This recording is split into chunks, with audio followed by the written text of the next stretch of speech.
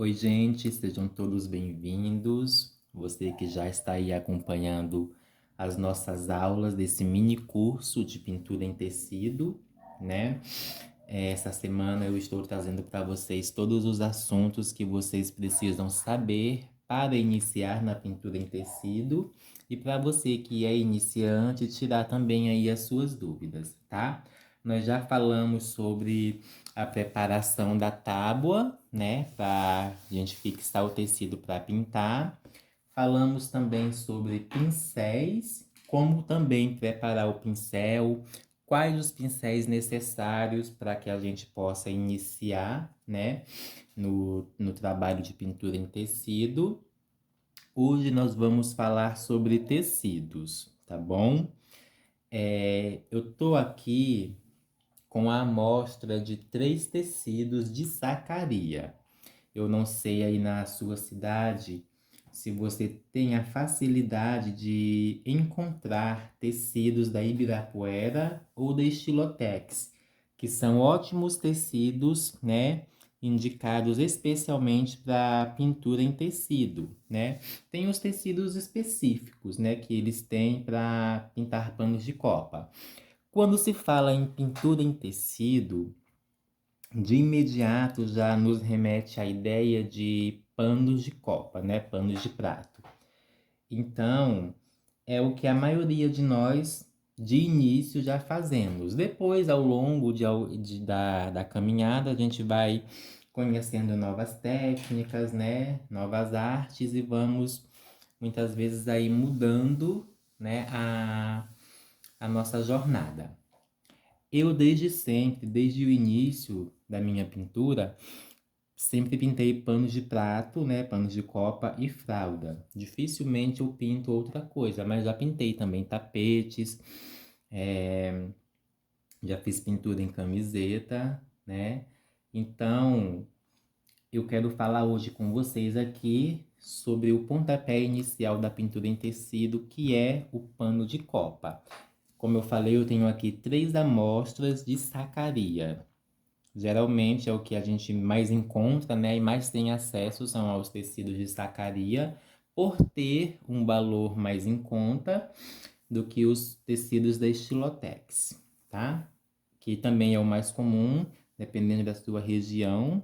Você pode usar o Estilotex ou o Ibirapuera. A trama deles é bem fechada, é um tecido ótimo para pintura, o pincel desliza maravilhosamente, mas existem também algumas sacarias que são muito boas para trabalhar pintura em tecido.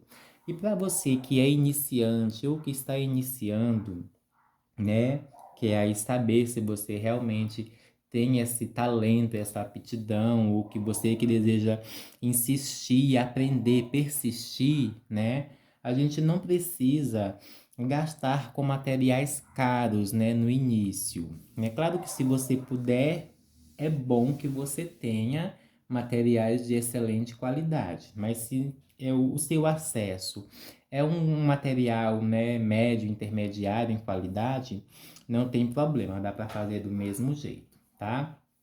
Eu trouxe aqui para vocês 3 amostras de sacaria, como eu já falei, e eu vou mostrar para vocês a diferença que existem nesses tecidos. Esse daqui, ó, eu pintei esse projeto,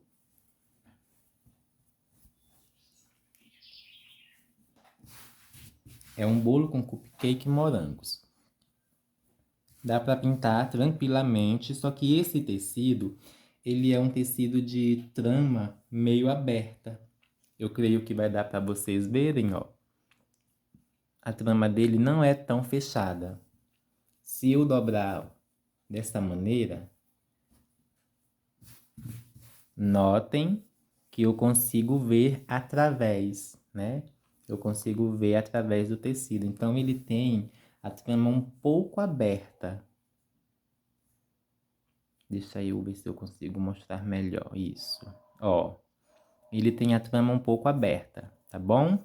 Mas não é um tecido ruim para se pintar e o que eu gosto dele é que ele é um tecido bastante grande, né? Então ele inteiro, ele rende aí 2 panos de copa grande. Dá para pintar tranquilamente, fica muito bom, tá? Não é um tecido ruim, não. Atualmente, eu tô usando esse daqui, ó. Esse daqui eu guardei, né, a marca dele. Geralmente eu nem olho. Quando eu vou comprar tecidos, né, sacaria principalmente, dificilmente eu vou olhar a marca. Eu vou abrir, vou ver se a trama não tem nenhum defeito e vou olhar se a trama é fechada. Só que esse daqui ele veio, né, com essas etiquetinhas, então eu reservei.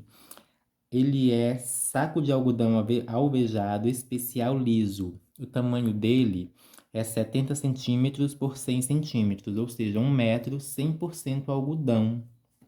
Ele é bem em conta. Ele rende também 2 panos de prato em tamanho bom e a trama dele é muito boa, tá? Eu vou mostrar aqui para vocês. Ela é uma trama é um pouco aberta, mas é mais fechada do que a primeira trama do primeiro tecido que eu mostrei aqui para vocês. Ó, esse daqui é uma trama muito boa. Ela é totalmente lisa, não tem nenhum relevo, nenhuma é, nenhum relevo mesmo. Às vezes a gente vai pintar, né? Dependendo do detalhe que a gente faça, mostra aqui um relevo uma certa altura. Esse não tem, ele é totalmente liso, como diz aqui na etiqueta, especial liso. É um tecido muito bom.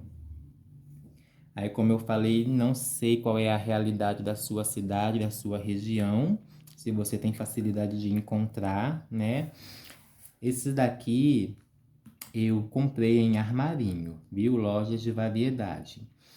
Antigamente, lá no início da minha pintura, eu comprava muito em supermercado. Vinham umas sacarias muito boas para supermercado. Hoje, pelo menos aqui na minha cidade, não vem mais. Eu só encontro nos supermercados sacarias de má qualidade, que nem para pano de chão presta. Então eu estou usando atualmente esse daqui, ó. A trama dele é muito boa, um tecido muito bom de pintar. O pincel também desliza facilmente com ele. Eu não tenho nada a dizer, né? Que desabone esse tecido. Ele é muito bom. E por fim, né? Eu vou falar aqui com vocês do que eu conheço, do que eu tenho em mãos, do que eu uso. O tecido de sacaria, o conhecido como pé de galinha. Vocês estão observando que ele tem, né, essas marquinhas. Eu acredito que seja por isso que ele é conhecido, né, chamado como o tecido pé de galinha. Olha só contra a luz. Ele tem bastante relevo. Roniel, e aí, dá para pintar nesse tecido? Dá para pintar nesse tecido. Fica uma pintura bonita, fica uma pintura boa?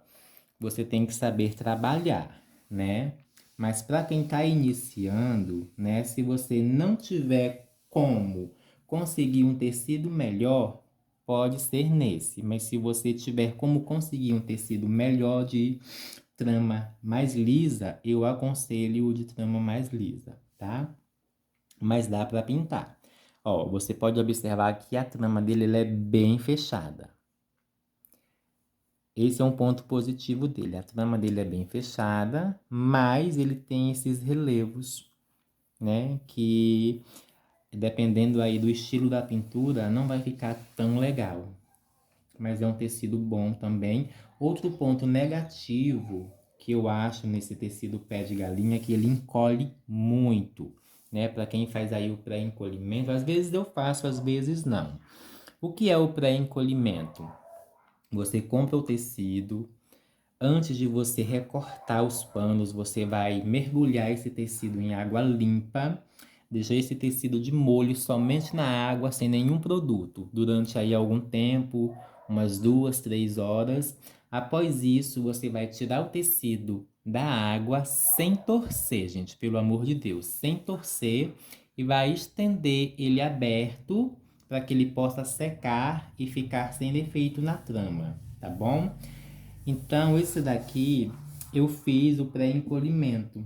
Esse daqui foi um dos poucos que eu fiz e ele encolheu muito. Tanto é que ele aberto não rendeu 2 panos. Eu cortei essa parte aqui, que dá 1 pano, né? E a parte que sobrou, não dá para fazer um pano.